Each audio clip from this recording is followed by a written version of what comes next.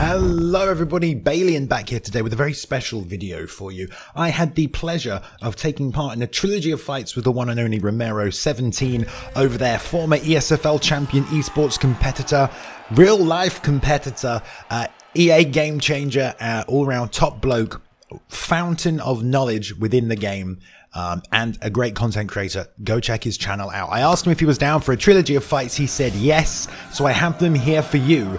My Rafael Dos Anjos versus his Justin Gaethje. I hope you enjoy. He is very good and taking part in the PlayStation Champions Tournament this weekend to crown the first ever ESFL PlayStation Champion for Season 1 of UFC 4. Right. So, I'd seen his Justin Gaethje previously in an ESFL competition. I knew he would step forward the lead hook and chop low as soon as he landed it, so I knew the leg kicks would be a big problem. So here I am just feeling, trying to get under the lead hook that he's leading with and returning with jabs and straights now. Very much aware as well not to be throwing those jabs in hook range because his hook will beat that jab. There was a nice double jab circle out the 1-2 to the head kick, lands on the block nicely. He's feeling me out here as well though, I can tell this. And there's his head kick over the top and I thought, screw it. Let's go straight in. Let's take a takedown. Let's test this ground game because he is very good on the ground. I want to see it. So he immediately goes to half guard. I don't stop that. I fake the arm triangle, hammer fist, posture up, break through there. 2 shots to the body. Reposture. Take our time here. Let me feel it out. He does double jab and goes for the pummel. And I don't stop this. This was really embarrassing for me because I stopped that all the time. And I was like, man, the first time he goes for it, he gets it there, tries to pass right. Nice deny. Try to hit the side control, try and test that out after a strike to fake into it. Don't get it. I strike, he goes passes.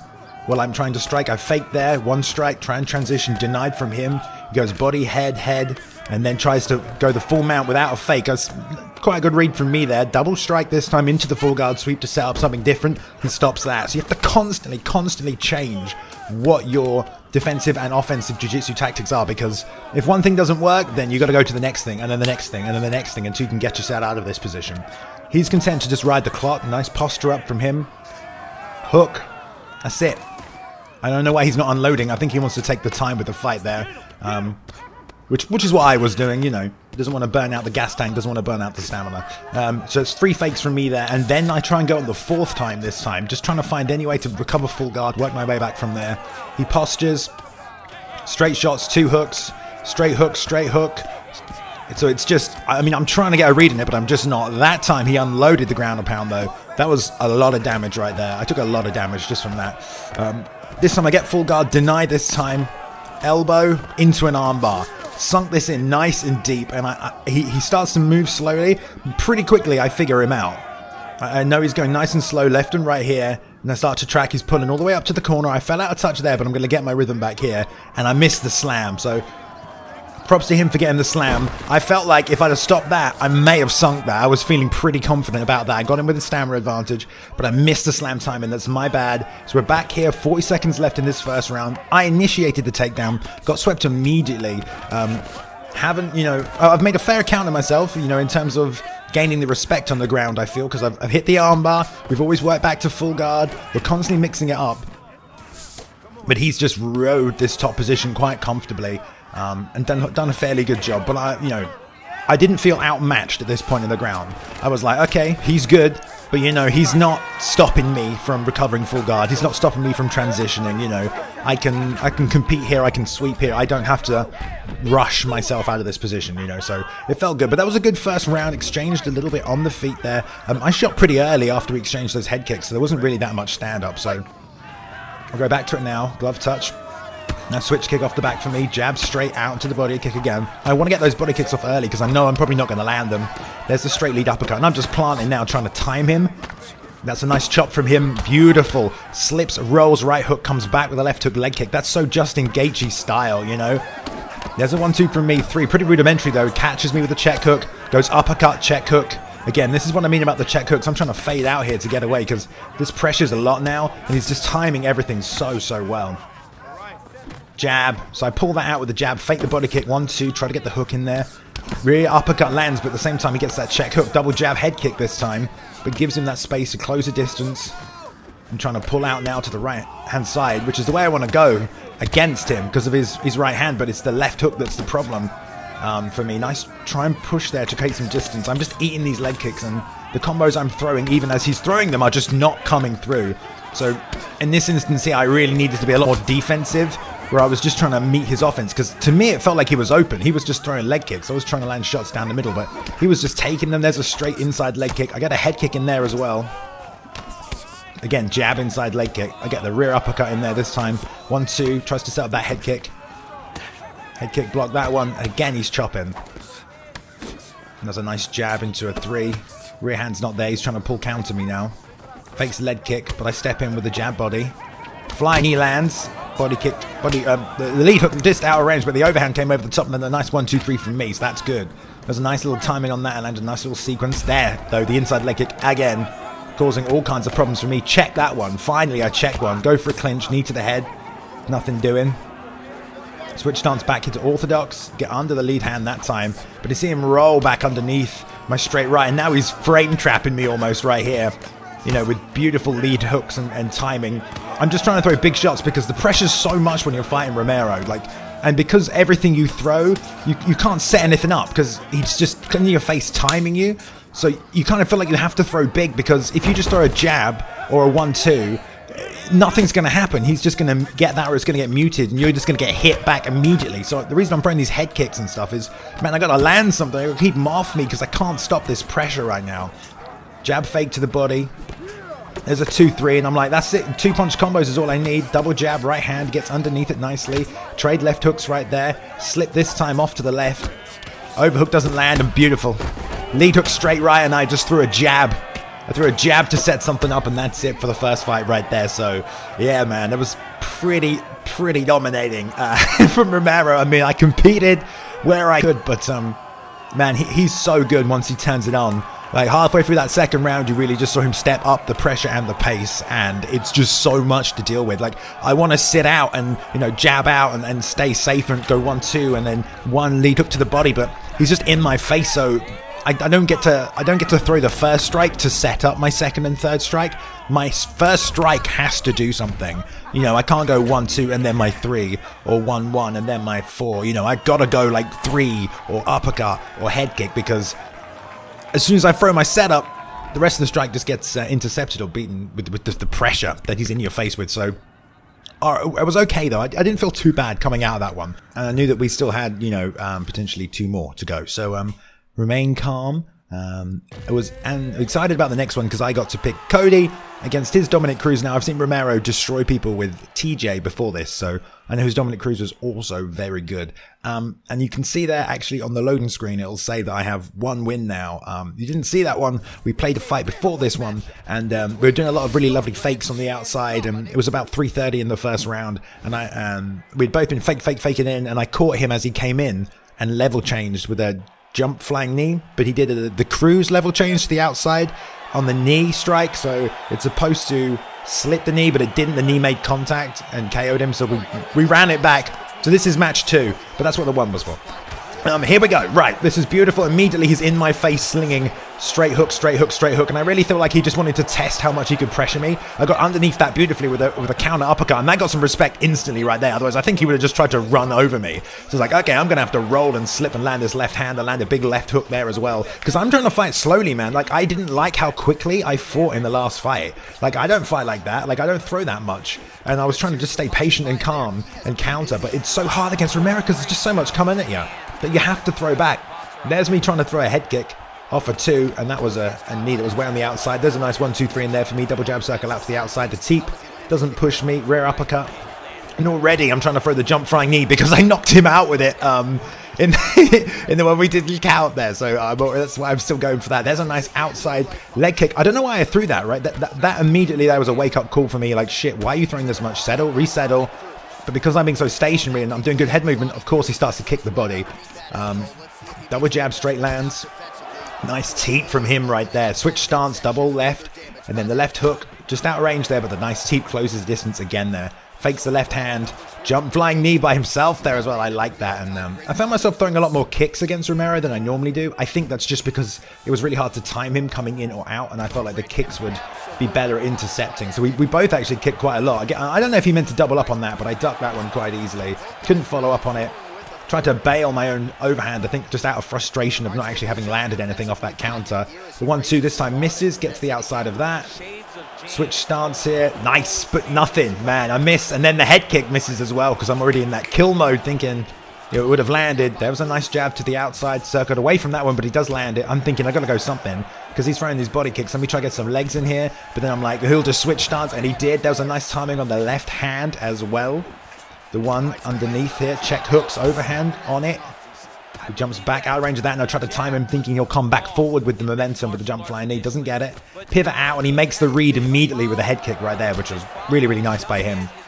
And now I'm just trying to trade. I'm like, damn, he's going to step forward and trade with me? Like, I'm Cody, I got the hand speed and the power. Like, this is crazy. But there's a nice lead head kick. Caught me as I was slipping. I think he made the read seconds before that. That's what I was doing. There's a lead hook, straight lead hook. And I stood there and planted, thinking I could trade, but I could not. I was down on the head health, I think. Look, he's got almost full. So that's where I made that mistake. Thinking I'd get a little knock with that. Nice weaving body hooks by Romero. And this is where he, really, really makes you feel uncomfortable because he's just so in your face.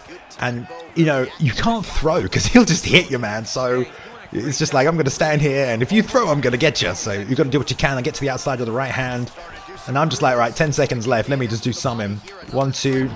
Just jab it out. Okay, I just got to survive. There's a nice body kick from me.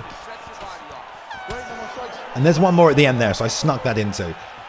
But, I mean, what a first round right there. Again, I started off slowly, but I just couldn't maintain the speed because it was just absolutely crazy. So, yeah, he was all over it. There is the exchange where we traded on the inside. And he jumps on there as well. So he went lead hook straight, and I went straight lead uppercut. And man, he just threw 3 punches and none of mine intercepted. Lead hook from him as I go jab. I go rear uppercut. He goes straight lead hook.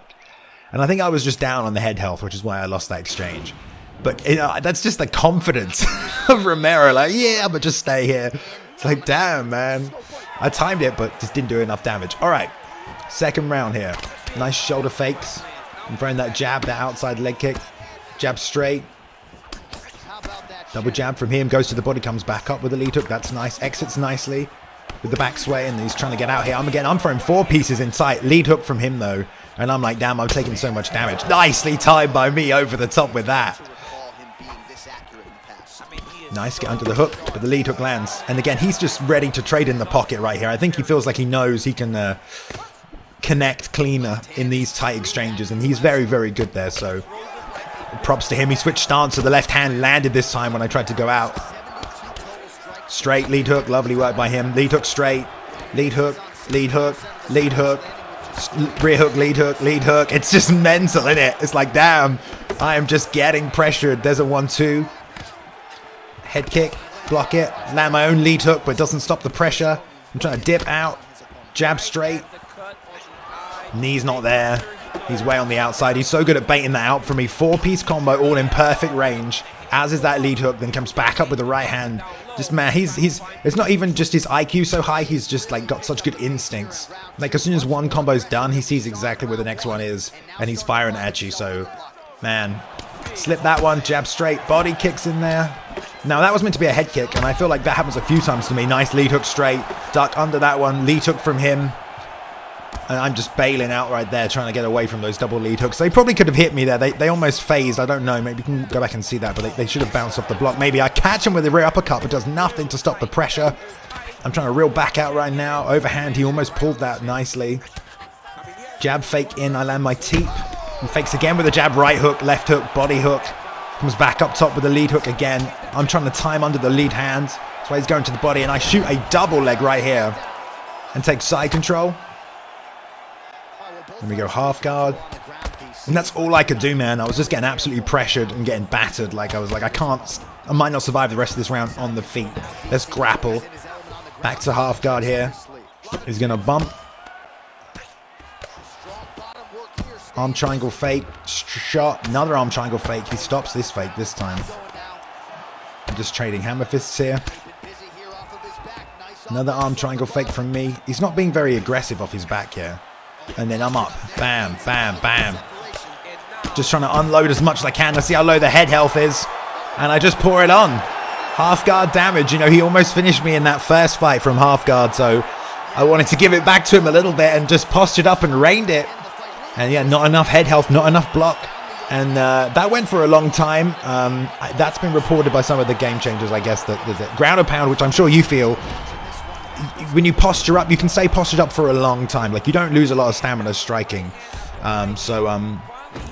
Hopefully that'll get patched maybe at some point. But it depends if you guys think that's... It's up to you, whatever your own personal opinion is. But I was postured up for a long time there, able to land a lot of shots in succession. So, yeah, unfortunately he couldn't catch a frame or a sway on any of them, which is really hard to do from half guard.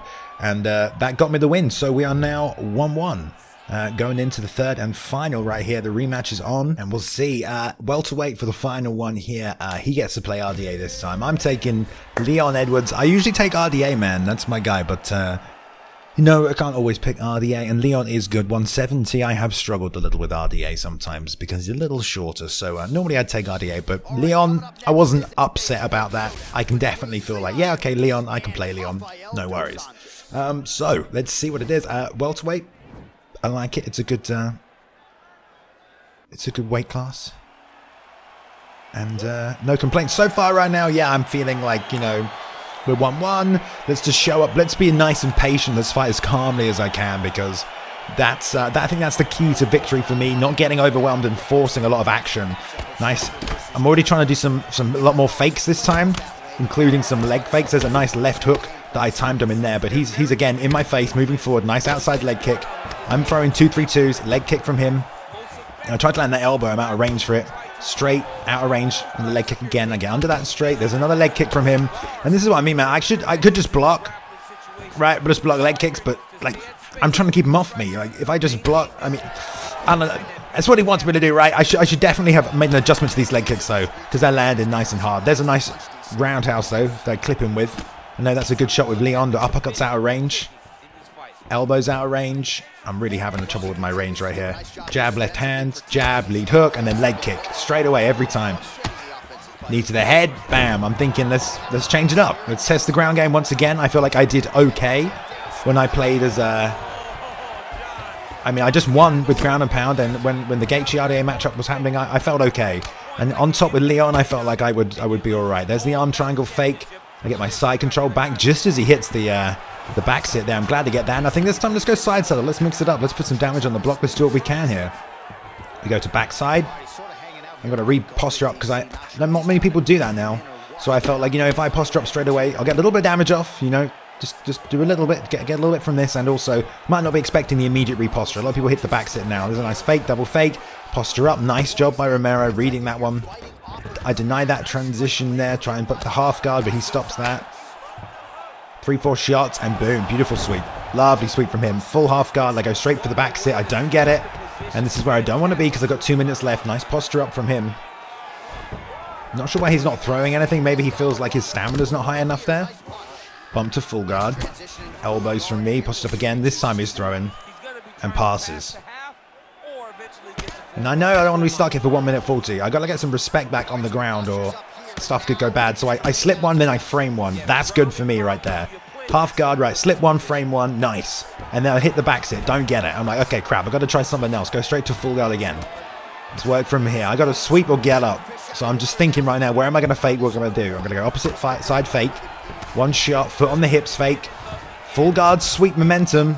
Jab, and over the top of the backside. That was 5 different things to set that one transition up right there. Backside fake, jab, and immediately I get returned around on. You know, it took so much to set up that one backside sit. And immediately he's like, oh, cool, I'll just hit the switch. I'm like, God damn it. I was probably just thinking too much about it. Here comes the rear naked choke. Now, I know that Romero's so good with submissions, man. So I didn't want to just get tapped out the first time he tried and snuck one on me. I mean, stamina-wise, it's fairly even. He is ahead. But this is Romero we're talking about, man. He's good at hunting people down. He's got multiple wins in the ESFL this season with subs. So he didn't have enough time, though. Maybe he would have finished it. I don't know. Goes for the sub leg. Maybe to make... You know, sometimes I feel like, with RDA especially, sometimes I do like to look for the sub. Just to get a feel of how good they are. Can I win by sub? Can I put that in my back pocket? Is this something I can go back to during the course of the fight? Because... Yeah, let's test it. So he definitely did that right there. He tested a little bit. Man, he leg kicked the hell out of me in that fight right there. And I think maybe I was just, I don't know what it is, man. I feel like I don't, maybe it's something to do with the respect or something. But I felt I just couldn't, I didn't really fight my fight very often in these fights because I'm throwing so much. And I feel like I'm just trying to keep him away from me. And he's just been really calm and patient in there. So, I mean, normally I'm calm and patient. I'm trying to go with the straight lead body hook. I feel like it's there, but no. Straight under. There's the lead hook. Straight lead uppercut again. He's back in range here. All right, double jab from me to start the straight, but I get hit with the leg kick on the way out. Pulled that out. Teep, roundhouse, straight, lead hook, jab, jab. Another roundhouse, but I get hit with the leg kick. Jab, lead hands there, and jab out to the roundhouse. Nice adjustment by him. Knees to the head, then knees to the body. Left hand, another reclinch, knee to the body, double time. I blocked that one, we're here. I'm going to get stuck here, so I eat one. He's on the back, and I'm thinking takedown or guillotine, takedown or guillotine. He's jumped it, and there we go, man. This is a horrible position to be in. This is how he's won a lot of fights, and I'm like, okay, I'll do double strike and try. Nah, man, I just couldn't wait too long on it.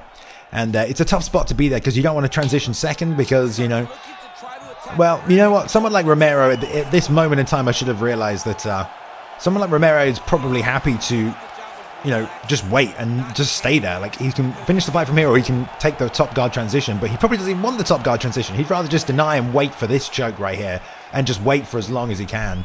Just sink this in because I'm so close to getting out of this. It's such a great battle. I'm really pulling out everything I can. I have a stamina disadvantage and it's right on the nose, but he gets it right there. We both waited on the chain for so long.